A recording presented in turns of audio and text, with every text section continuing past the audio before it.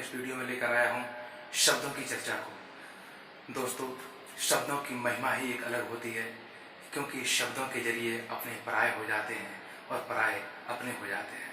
तो आज देखेंगे हम इस वीडियो में शब्दों के प्रकारों की विस्तार से चर्चा।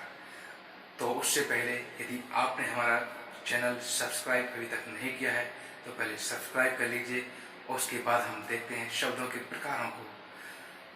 साथियों, हिंदी विषय में अब ना रहेगी कोई दुविधा, क्योंकि रहेगी यहाँ अब बस सर्वेक्षण का समाधान की पूरी व्यवस्था। तो चलिए चलते हैं, अब देखते हैं हम शब्दों के प्रकारों को।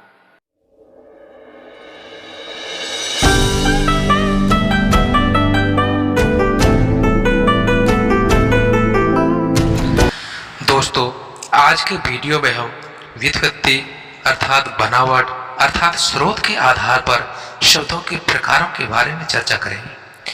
तो हम उन प्रकारों के बारे में चर्चा करने से पहले हम व्युत्पत्ति शब्द का अर्थ समझ लेते हैं। व्युत्पत्ति का अर्थ है विशेष प्रयास व प्रयोजन अर्थात उद्देश्य द्वारा शब्द को जन्म देना होता है। व्युत्पत्ति के आधार पर शब्द तीन प्रकार के होते हैं।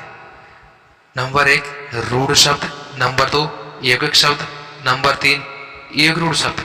तो अब हम पहले शब्द पर चर्चा करते हैं, रूढ़ शब्द पर। रूढ़ शब्द क्या होते हैं? रूढ़ शब्द ऐसे शब्द जो किसी रूढ़ि या परंपरा से बने होते हैं, अर्थात जिन शब्दों के बनने के पीछे कोई तर्क न हो और जिनके सार्थक खंड अर्थात टुकड़े ना हो सके, ऐसे शब्द रूढ़ शब्द कहलाते हैं। जैसे पानी, दूध, किवाड़, नदी, डंडा, मर्द, औरत, हाथी, कोयल, चाचा आदि ऐसे बहुत से शब्द हैं जो हमारी रूढ़ि और परंपरा से बने हुए चले आ रहे हैं। यदि हम इनके सार्थक खंड करना चाहें तो संभव नहीं है, अर्थात यह शब्द रूढ़ शब्द कहलाते हैं। अब देखते हैं यौगिक शब्द। चलिए, यौगिक शब्द दो शब्दों के मेल से अर्थात उनके योग से बने ऐसे शब्द होते हैं जिनका अर्थ नहीं बदलता है, यौगिक शब्द कहलाते हैं। अर्थात जुड़ने से पहले वाला ही उनका अर्थ बना रहता है। जैसे विद्यालय, स्नानघर, यज्ञशाला, आरामगाह, राजमहल, सेनानायक आदि।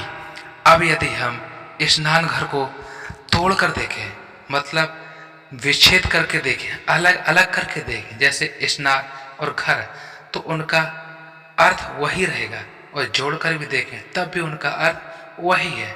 अर्थात ऐसे शब्दों को हम यौगिक शब्द कहते हैं। अब ध्यान रखने वाली बात यहाँ यह होती है कि इन दोनों ही शब्दों में कोई भी शब्द विदेशी शब्द अर्थात विदेशी शब्द नहीं होना चाहिए। तो दोस्तों, अब देखते हैं हम आगे योगरूढ़ शब्द। योगरूढ़ शब्द क्या होते हैं? तो चलिए, योगरूढ़ शब्द। दोस्तों, योगरूढ़ शब्द दो भिन्न शब्दों से मिलकर बने हुए ऐसे नए शब्द जो नया अर्थ प्रकट करते हैं, अर्थात जिनको जोड़ने से पहले अलग अर्थ हो। इसका मतलब है कि दोनों शब्दों का अलग अलग अर्थ हो और जोड़ देने पर कोई नया अर्थ प्रकट होता हो, तो ऐसे शब्दों को हम योगरूढ़ शब्द कहते हैं। जैसे गजानन, नीलकंठ, चक्रधर आदि। अब यदि हम गजानन शब्द को अलग अलग करें, मतलब तोड़ें, जैसे गज और आनन, तो गज का अर्थ है हाथी और आनन का अर्थ होता है सिर। इसका मतलब है कि जिसका सिर हाथी का हो, और ऐसा हमारे हिंदू धर्म के देवता गणेश जी का है।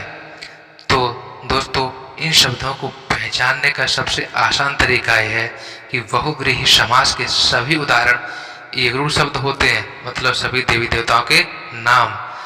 तो दोस्तों, आज हमने इस वीडियो में व्युत्पत्ति के आधार पर शब्दों के प्रकारों को समझा। रूढ़ शब्द, यौगिक शब्द, एकरूढ़ शब्द। मुझे उम्मीद है कि आपको ये शब्द बेहतर तरीके से समझ में आए होंगे। तो अब अगले वीडियो में मिलेंगे हम अगले शब्दों के प्रकारों को लेकर।